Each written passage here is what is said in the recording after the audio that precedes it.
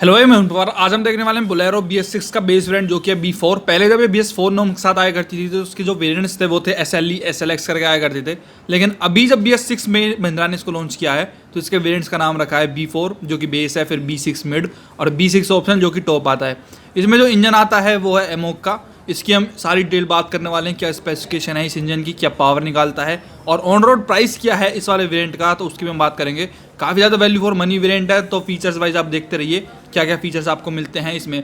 शुरुआत करेंगे अगर हम इसमें, तो आपको ये मिलती है इसकी काफ़ी bold grille, redesign dual tone grille आपको मिलती है। पावरफुल स्टेटमेंट एक कार को देती है, महिंद्रा का कहना है। यहाँ पे आप देखेंगे तो ये कुछ हेलोजन हेडलैम्प्स हैं, ये नॉर्मल है। अगर आप टॉप वेरिएंट में जाते हैं तो वहाँ पे आपको स्टैटिक बेंडिंग हेडलैम्प्स मिल जाते हैं, लेकिन यहाँ पे आपको नॉर्मल हेडलैम्प्स मिलेंगे। नीचे की तरफ आएंगे तो यहाँ पे फॉग लैम्प बेस वेरिएंट में आपको नहीं दिए गए हैं।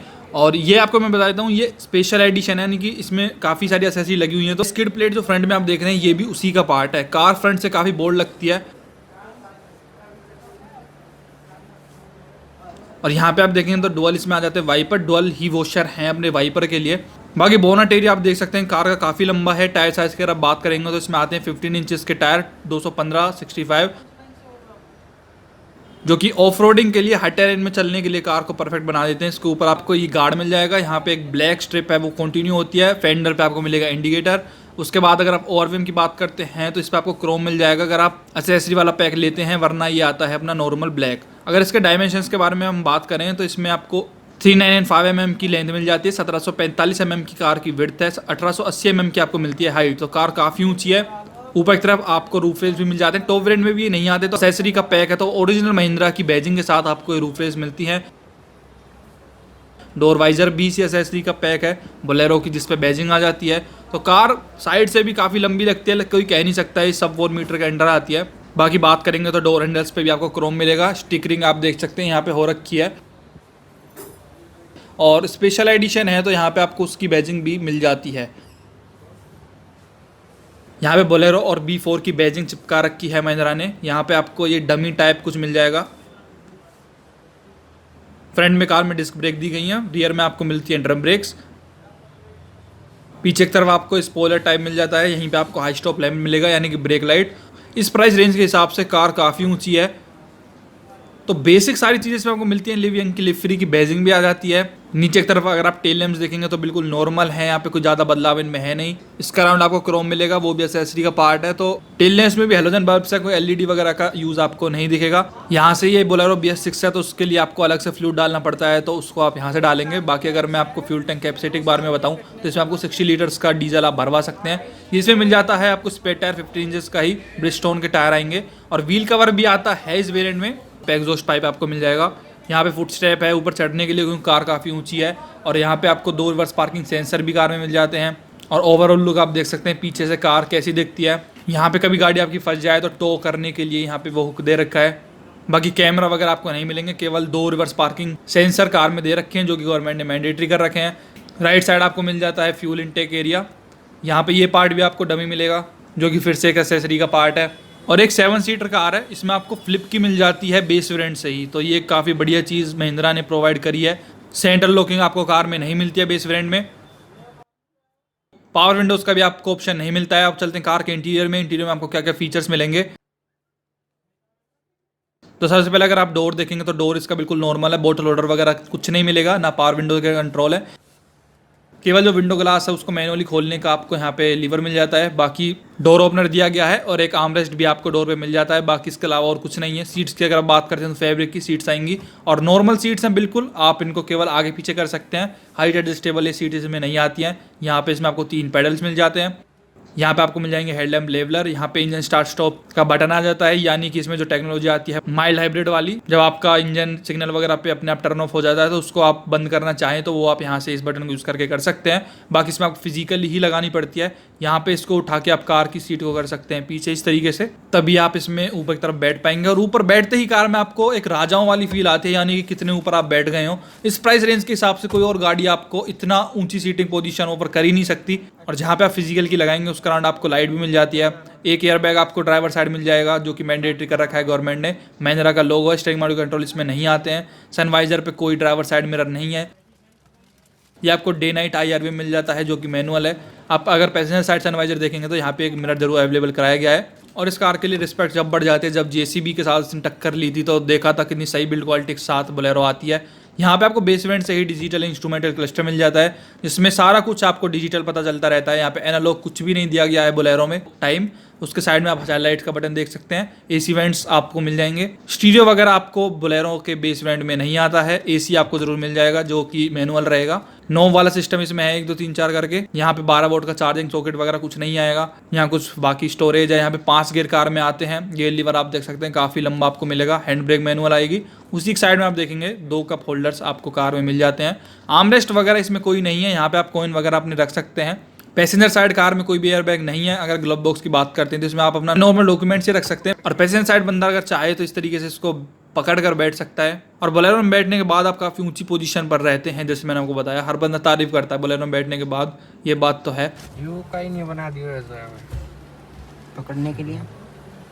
मैं पकड़ने के लिए अब आप सीट को मैं फुल पीछे कर देता हूँ, उसके बाद हम देखेंगे कि रियर स्पेस कितना बच जाता है।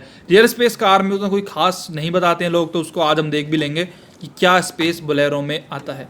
तो यहाँ पे पहले पिछला डोर अगर हम देखेंगे तो यहाँ पे भी सिंपल सी चीज़ें हैं। बोतल होल्डर आपको नहीं मिलता है, केवल एक मैनुअल विंडो को कंट्रोल करने का नॉब है। बाकी बात करते हैं इसके स्पेस के बारे में, तो स्पेस आपके सामने है। रियर अगर आप फुल पीछे कर लेते हैं अपनी ड्राइवर सीट को तो बिल्कुल आपके पास स्पेस नहीं बच जाता है। यहाँ पे भी मैं फंस के बैठ पा रहा हूँ, तो यहाँ पे आप देख सकते हैं कि स्पेस के मामले में थोड़ी सी कमी है अगर आप बात करते हैं बोलेरो की। बाकी ड्राइवर सीट को कोई इतना पीछे करते नहीं है। ये फुलेस्ट पीछे अगर रहेगी तो मैं आपको दिखा रहा हूँ। अगर साइड में बंदा जो वो बैठा था अपने हाइट के अकॉर्डिंग, तो यहाँ पे उसके लिए कितना स्पेस बच जाता है वो मैं आपको दिखाऊंगा। अभी ड्राइवर सीट फुल आगे हो गई है तो स्पेस आप देख सकते हैं।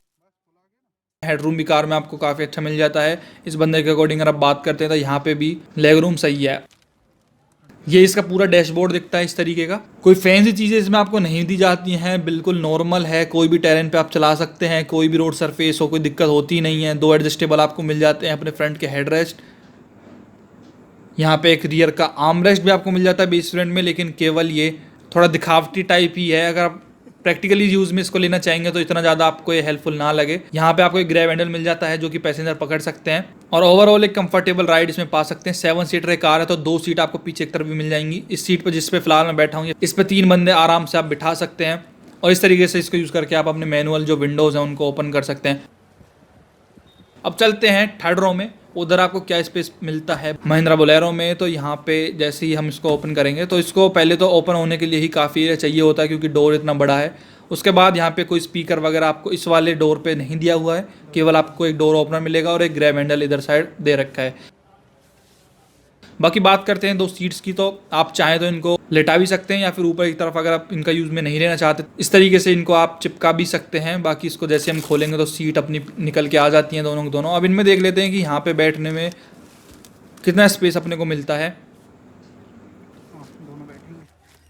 जैसे हम बैठते हैं तो एक और बंदा भी बैठेगा, उसके बाद देखेंगे तो 2 बंदों के लिए ये सीट भी काफ़ी कंफर्टेबल है। इस तरीके से आप बैठ सकते हैं।